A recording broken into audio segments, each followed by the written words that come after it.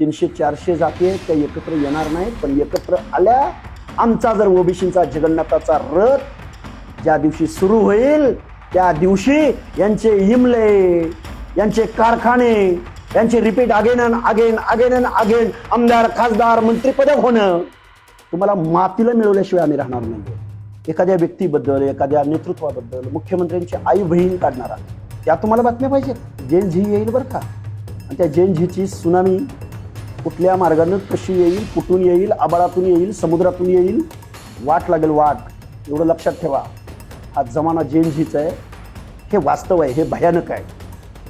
आमच्या वेदना काय आहेत, आमच्या समस्या काय आहेत, आमचं म्हणणं काय आहे, इथल्या लोकनियुक्त सरकारनं आमची सुद्धा बाजू ऐकली पाहिजे. आणि जर तुम्हाला 10-12% मताची काळजी वाटत असेल, जर तुम्हाला कारखानदारांच्या रसदीवर उभं राहिलेल्या या बुजगावण्याची धास्ती असेल, तुमच्या मनामध्ये भीती असेल, तर आम्ही सुद्धा गावगाड्यामध्ये 50 ते 60%